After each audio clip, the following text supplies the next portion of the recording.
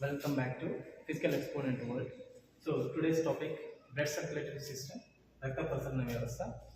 So రక్త ప్రసరణ వ్యవస్థ, ఈ రక్త ప్రసరణ వ్యవస్థను మొట్టమొదటిసారిగా మానవ శరీరంలో రక్త ప్రసరణ వ్యవస్థ చాలా ముఖ్యమైనది తెలిపినటువంటి శాస్త్రవేత్త విలియం హార్వే 1628లో విలియం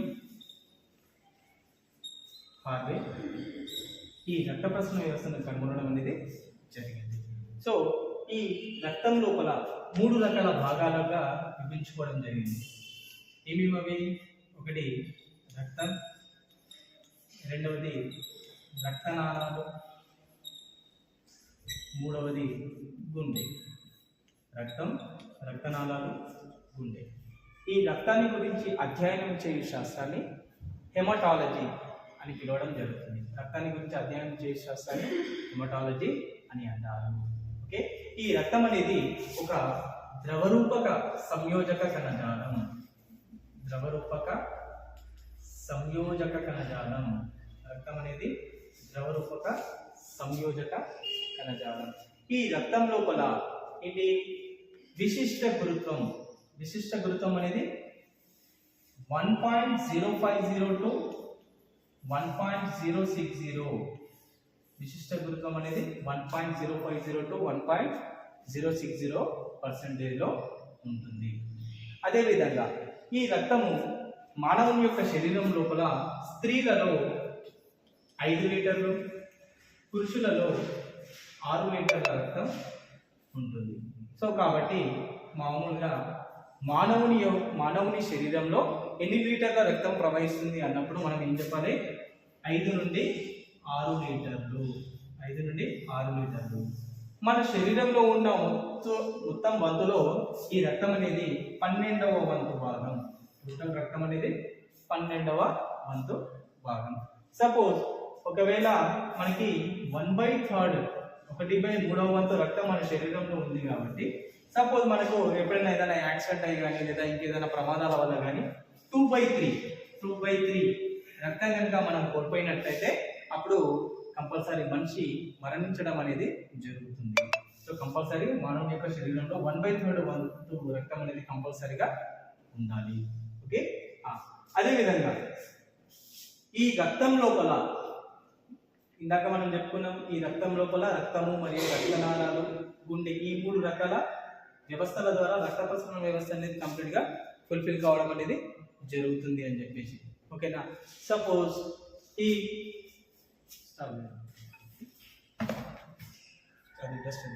ఈ రక్తం లోపల రక్తం యొక్క pH విలువ 7.35 to 7.40. 7.35 to 7.40 రక్తం యొక్క pH. మనకు ఈ pH అనేది చాలా రకాలుగా క్వశ్చన్స్ అడుగుతారు. రక్తం యొక్క pH అడగొచ్చు, లేదా ప్లాస్మా యొక్క pH అడగొచ్చు, లేదా సలైవా యొక్క pH అడగొచ్చు. సో ఇక్కడ మనం కన్ఫ్యూజన్ అవుతుంటాం. సో కాబట్టి వీటికి మనం ఒక కోడింగ్ ప్రకారంగా పెట్టుకోవాలి. సో ఫస్ట్ మనకు సలైవా యొక్క pH అడిగినప్పుడు 6.3 to 6.5. సో తర్వాత ఏమవుతుంది? రక్తం యొక్క pH 7.3 to 7.4.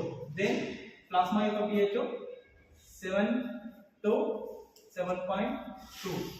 సో డిక్రీజ్ ఆర్డర్లో లేదా ఇంక్రీజ్ ఆర్డర్లో వాటిని మనం ఐడెంటిఫికేషన్ చేసుకుంటే సరిపోతుంది.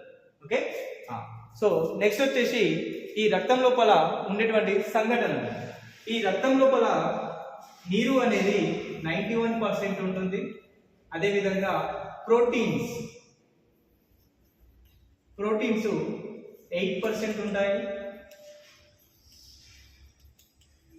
అదేవిధంగా కర్బన పదార్థాలు 0.90% or 0.9%. సో రిమైనింగ్ ఇతర. సో ఈ సంఘటనలో రక్తంలో 91% వాటర్ అండ్ 8% ప్రోటీన్స్ అండ్ 0.90% అకర్బన పదార్థాలైనటువంటి sodium carbonate, sodium bicarbonate, magnesium, phosphorus, sulphur and iron అనే ఈ మూలకాలన్నిటి కూడా ఈ రక్తం లోపల ఉండడం అనేది జరుగుతుంది. సో అదేవిధంగా ఇవి గుండె యొక్క అభివృద్ధికి ఈ రసాయనిక పదార్థాలు ఎక్కువగా ఏది ఉపయోగపడుతుంది అంటే కాల్షియం. ఈ కాల్షియం అనేది గుండె యొక్క అభివృద్ధి కొరకు అంటే డెవలప్మెంట్, గుండె యొక్క అభివృద్ధి కొరకు ఈ కాల్షియం అనే మూలకం అనేది చాలా ముఖ్యంగా ఉపయోగపడుతుంది. అదేవిధంగా గుండె యొక్క పరిమాణాన్ని అంటే గుండె యొక్క పరిమాణాన్ని పెంచుకోవడం కొరకు కావాల్సినటువంటి ఖనిజం ఏంటి? ఫాస్ఫరస్. ఏంటి? ఫాస్ఫరస్. సో గుండె యొక్క అభివృద్ధి కొరకు కాల్షియం, గుండె యొక్క పరిమాణాన్ని పెంపు చేయడం కొరకు ఉపయోగపడే మూలకం వచ్చేసి ఫాస్ఫరస్. ఈ రెండు రకాల మూలకాలు అనేవి మనకు ఎందులో ఉన్నాయి?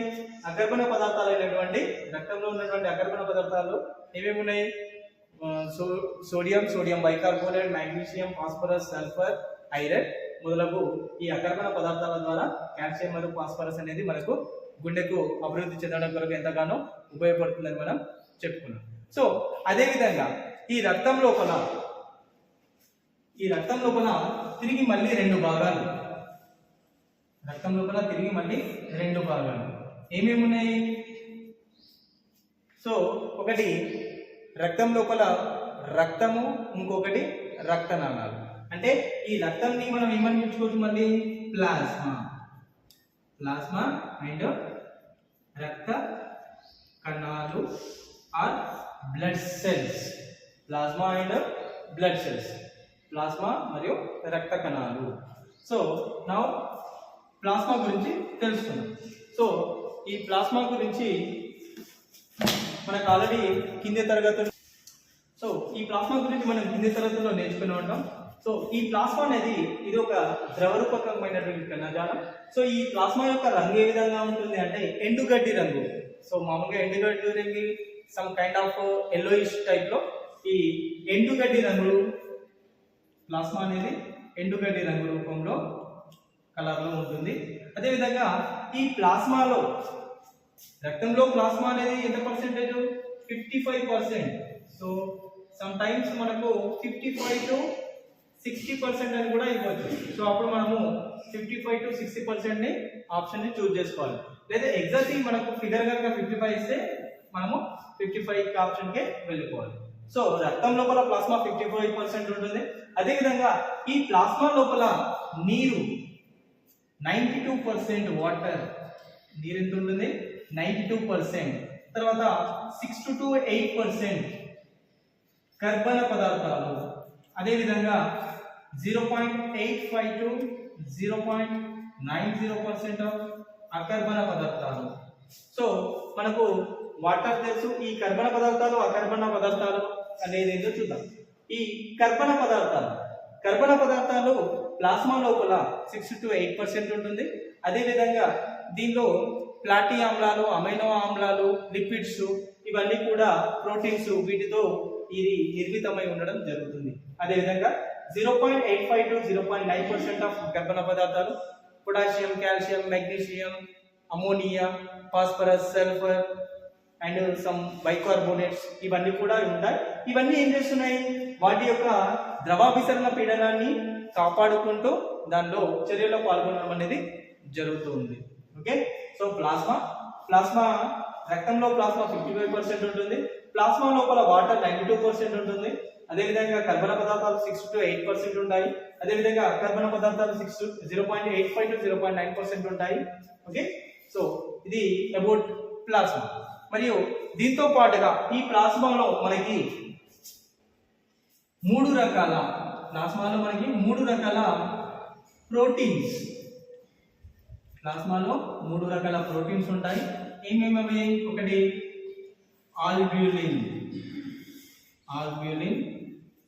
రెండవది గ్లోబ్యూలిన్,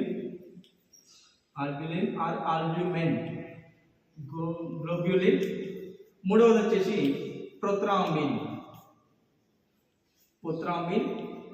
ఆర్ ఫైబ్రినోజన్.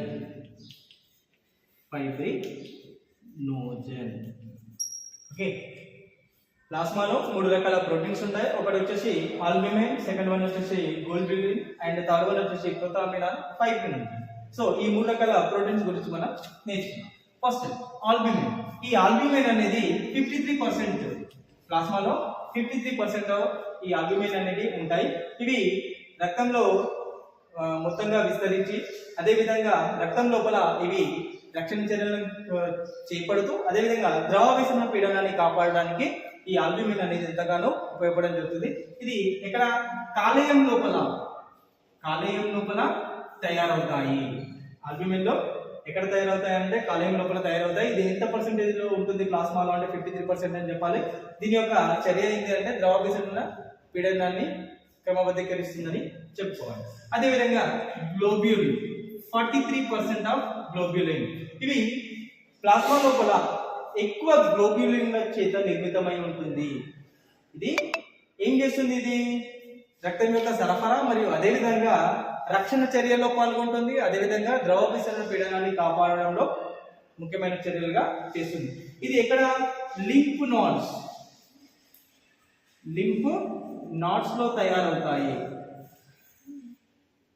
శోష గ్రంథులు, లింఫ్ నాట్స్ ఏమంటారు తెలుగులో? శోష గ్రంథులో గ్లోబ్యులిన్ అనేటివి తయారవుతూ ఉంటాయి.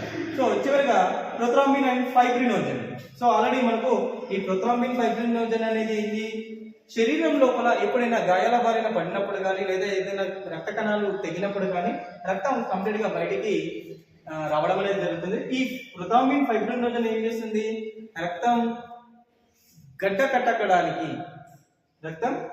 కట్టడానికి ఈ ప్రోథ్రాంబిన్ ఫైబ్రినోజన్ అనేది ఉపయోగపడడం అనేది జరుగుతుంది. ఓకే, సో 3 రకాల proteins: albumin, globulin, prothrombin and fibrinogen.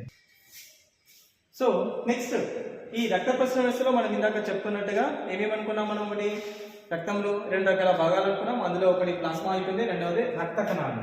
ఈ రక్త కణాలు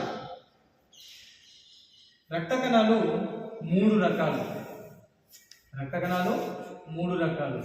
మనకు అందరికీ తెలుసు. మోస్ట్లీ రెడ్ బ్లడ్ సెల్స్, ఎర్ర రక్త కణాలు అనేది ఒకటి ఎక్కువగా ఐడియా ఉంటుంది.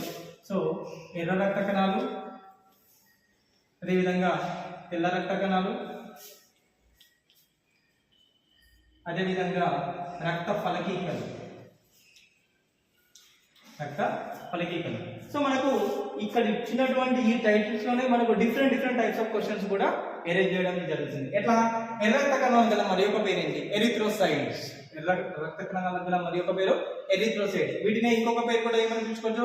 రెడ్ బ్లడ్ సెల్స్ లేదా RBC, రెడ్ బ్లడ్ సెల్స్. అదేవిధంగా తెల్ల రక్త కణాలు ల్యూకోసైట్స్. అదేవిధంగా WBC, white blood cells. WBC and రక్త ఫలకీకలు. ఈ రక్త ఫలకీకల్ని ఇంగ్లీష్ లో ఏమంటాం మనం? ప్లేట్లెట్స్. ఓకే, సో దీనిలో ఇప్పుడు ఒక్కొక్క దాని గురించి మనము డీప్ గా చెప్పుకుందాం. సో దీనికన్నా ముందుగా ఈ రక్త కణాలలో మనకు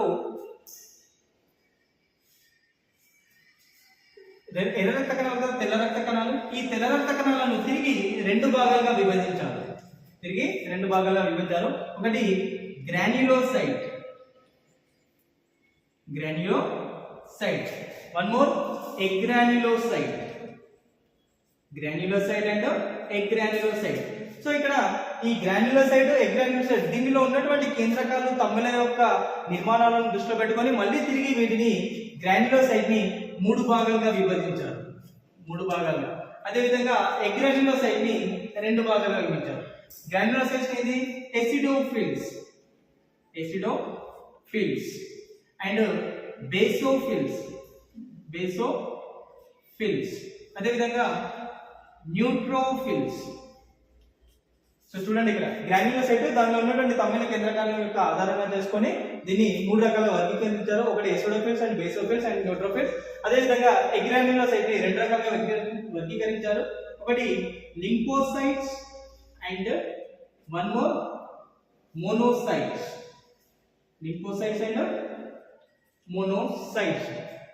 సో ఇప్పుడు మనము వీటిలో ఒక్కొక్క దాని గురించి డీప్ గా చెప్పుకోవడం అనేది జరుగుతుంది. మొదటగా ఎర్ర రక్త కణాలు.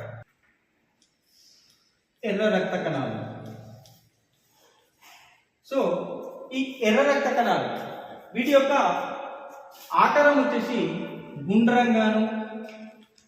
గుండ్రంగా లేదా త్రిపుటాకారంగా. సపోజ్ చూడండి, స్ట్రక్చర్ చేసి చూపిస్తాను.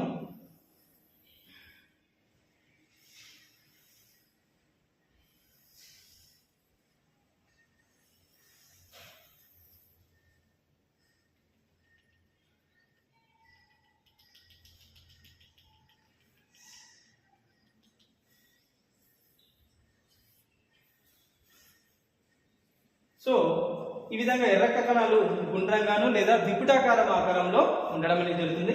ఈ వీటి యొక్క వ్యాసం వచ్చేసి 7 to 8 మైక్రాన్స్. 7 to 8 microns. ఎర్ర రక్త కణాల యొక్క వ్యాసం వచ్చేసి ఎంత? 7 to 8 మైక్రాన్ లో ఉంటుంది. అదేవిధంగా ఈ ఎర్ర రక్త కణాల యొక్క సంఖ్య 4.5 to 5.5 into 10 to the power of 12 అంటే 4.52 లేదా 5.5 millions of red blood cells presence in the 1 ml of blood. ఒక ml బ్లడ్ లో, ఒక మిల్లీలీటర్ బ్లడ్ లో ఎన్ని ఎర్ర రక్త కణాలు ఉంటాయట? 4.5 to 5.5 millions of red blood cells అనేది ఒక ml రక్తంలో ఉండడం అనేది జరుగుతుంది. ఓకే, సో ఈ ఎర్ర రక్త కణాలు అనేటివి మన శరీరంలో మనకు దాదాపుగా కొన్ని జంతువుల్లో ఎర్ర రక్త కణాలు అనేవి ఉండవు. ఒకవేళ ఉన్నప్పటికీ కూడా వాటిలో కేంద్రకాన్ని లోపించి ఉండడం అనేది జరుగుతుంది. సపోజ్ ఒంటె వంటి జంతువులు ఉన్నాయి. ఈ ఒంటె వంటి జంతువుల్లో ఎర్ర రక్త కణాలు అనేటివి ఉండవు. అండ్ వానపాము ఉంది. వానపాము మీన్స్ ఎర్తవం. సో దానిలో కూడా ఎర్ర రక్త కణాలు అనేటివి ఉంటవి. బట్ ఏ విధంగా ఉంటుంది? అందులో కేంద్రకం అనేది ఉండదు. మనము చూస్తూ ఉంటాం ఎర్ర రక్త కణాలు. సో ఇట్లా డిఫరెంట్ టైప్. కాక్రోచ్ ఉంటుంది. కాక్రోచ్ లో కూడా ఎర్ర రక్త కణాలు ఉండవు. సో దాని యొక్క బ్లడ్ అనేది ఏ రంగులో ఉంటుంది? నీలి రంగులో ఉంటుంది. సో ఈ విధంగా డిఫరెంట్ టైప్స్ ఆఫ్ ఉన్నటువంటి మనకు సరీసృపాలు కానీ, ఉభయచర జీవులు కానీ, వీటన్నిటిలో కూడా ఒక్కొక్క జంతువుల్లో వాటికి ఉన్నటువంటి గుణాల ద్వారా డిఫరెంట్ టైప్స్ ఆఫ్ బ్లడ్స్ అనేవి ఉండడం జరుగుతుంది. ఓకే, సో ఈ ఎర్ర రక్త కణాలు లేదా ఇవి గుండ్రంగా దుబ్బడాకారంగా ఉంటాయి. అదేవిధంగా 7 to 8 మైక్రాన్ల వ్యాసాన్ని కలిగి ఉండడం అనేది జరుగుతుంది. ఓకే,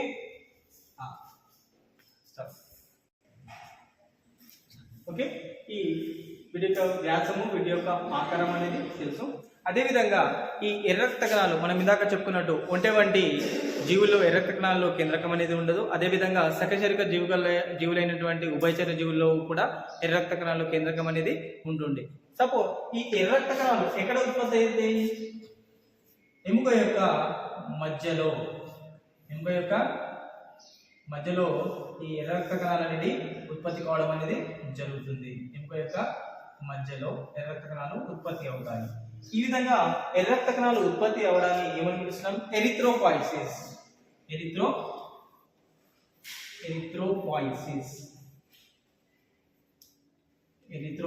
అని పిలుచుకోవడం జరుగుతుంది. అదేవిధంగా ఈ ఎర్ర రక్త కణాలు విచ్ఛిన్నమైనప్పుడు ఎక్కువ మొత్తంలో ప్లీహం లోపల, తక్కువ మొత్తంలో కాలేయం లోపల విచ్ఛిన్నం అవడం జరుగుతుంది. కావున ఈ విధంగా ఎక్కువ మొత్తంలో ప్లీహం లోపల విచ్ఛిన్నం అవడాన్ని ఏమంటున్నాం? ఎర్ర రక్త కణాల యొక్క శ్మశాన వాటిక. ప్లీహాన్ని ఎర్ర రక్త కణాల యొక్క శ్మశాన వాటిక లేదా బ్యూరియల్ గ్రౌండ్ ఆఫ్ ఆర్బిసి. ప్లీహాన్ని ఏమంటున్నాం మనం? ఎర్ర రక్త కణాల యొక్క శ్మశాన వాటిక లేదా బ్యూరియల్ గ్రౌండ్ ఆఫ్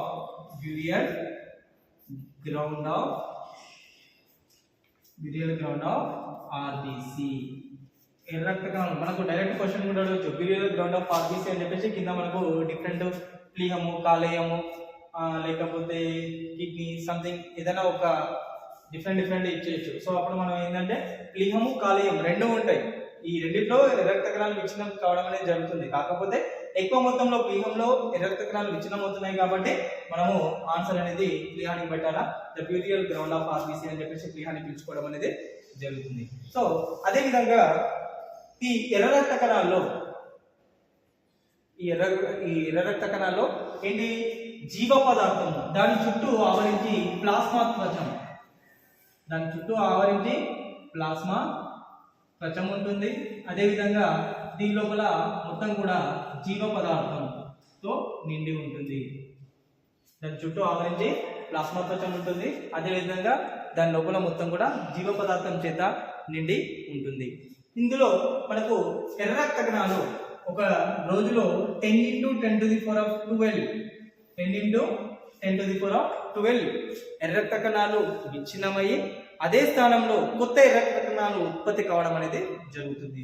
సో చూడండి, అంటే 10 into 10 to the power of దగ్గర 10 మిలియన్స్ ఆఫ్ ఎర్ర రక్త కణాలు చనిపోవడం జరుగుతుంది. అదేవిధంగా కొత్త ఎర్ర రక్త కణాలు కూడా పుట్టడం అనేది జరుగుతుంది ప్రతిరోజు. ఎన్నైతే చనిపోతున్నాయో అన్ని ఎర్ర రక్త కణాలు ఉద్భవించడం జరుగుతుంది. ఓకే, సో ఈ ఎర్ర రక్త కణాలు మన శరీరంలో మొత్తం ఎన్ని ఉంటాయంటే 25 × 10⁻12 25 × 10⁻12% లో ఎర్ర రక్త కణాలు ఉండడం జరుగుతుంది. ఈ ఎర్ర రక్త కణాలు ఎర్రగా ఉండడానికి గల కారణం ఏంది? ఎర్ర రక్త కణాల్లో హిమోగ్లోబిన్ అనేది ప్రెసెంట్ అయి ఉంటుంది. ఈ హిమోగ్లోబిన్ లో మనకు 2 రకాల ప్రోటీన్స్ ఉంటాయి. అందులో గ్లోబిన్ అనే ప్రోటీన్, అదేవిధంగా హీమో అంటే ఏంది? ఐరన్. హీమో అంటే ఐరన్. ఈ గ్లోబిన్ మరియు ఈ ఐరన్ ఈ రెండిటి వల్ల ఏమైతుంది? హిపారిన్ అనే పదార్థం ఏర్పడుతుంది. ఏంటి? హిపారిన్. ఈ హిపారిన్ అనేది ఏం చేస్తున్నది? శరీరంలో రక్తం గడ్డకట్టకుండా కాపాడుతుంది. అదేవిధంగా హిమోగ్లోబిన్, ఈ హిపారిన్ అనేది హిమోగ్లోబిన్, ఆక్సిజన్, కార్బన్ డైఆక్సైడ్ ఇవి పదార్థాల యొక్క రవాణాలో, అంటే ఆక్సిజన్ కార్బన్ డైఆక్సైడ్ ఇవి రవాణా చేయడంలో ముఖ్యమైన పాత్ర వహించడం అనేది జరుగుతుంది. సో అదేవిధంగా ఫర్ ఎగ్జాంపుల్ మన శరీరంలో హిమోగ్లోబిన్ యొక్క స్థాయి ఎంత ఉంది అని తెలుసుకోవాలంటే ఏ విధంగా చేయాలా? దీనికి ఒక చిన్న ఎక్స్పెరిమెంట్ ఉంటుంది. హిమోగ్లోబిన్ ఒక 100 ml ఆఫ్ హిమోగ్లోబిన్ ని బ్లడ్ ని తీసేసుకొని దానిలో మనం టెస్ట్ చేస్తే కనుక మనకు 15 grams హిమోగ్లోబిన్ ఉన్నట్టయితే ఆ వ్యక్తి ఆరోగ్యంగా 100% హిమోగ్లోబిన్ బ్లడ్ లో ఉన్నదని నిర్ధారించుకుంటాం. సపోజ్ ఒకవేళ 100 ml బ్లడ్ లోపల 5% హిమోగ్లోబిన్ ఉందనుకోండి, 5 grams, సో అప్పుడు ఆ వ్యక్తి లోపల హిమోగ్లోబిన్ అనేది లెస్ గా ఉంది. సో ఈ హిమోగ్లోబిన్ లో ఒక్కొక్క హిమోగ్లోబిన్ లో 4 ఐరన్ అణువులను కలిగి ఉంటాయి. 4 ఐరన్ అణువులను కలిగి ఉంటాయి. ఈ ఐరన్ అణువులు ఎప్పుడైతే హిమోగ్లోబిన్ లోపిస్తాయో అప్పుడు మన శరీరంలో ఎనీమియా అనే వ్యాధి రావడం అనేది జరుగుతుంది. శరీరంలో ఎనీమియా అనే వ్యాధి రావడం జరుగుతుంది. ఓకే, సో దీంట్లో మనకు మోస్ట్లీ ఏంది?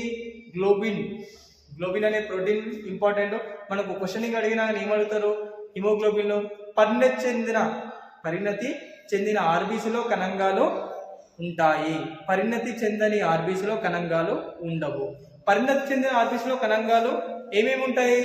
ప్లాస్మా త్వచం, అదేవిధంగా జీవ పదార్థం. మరి పరిణతి చెందని ఆర్బీసీలో ఏమేమి ఉంటాయి?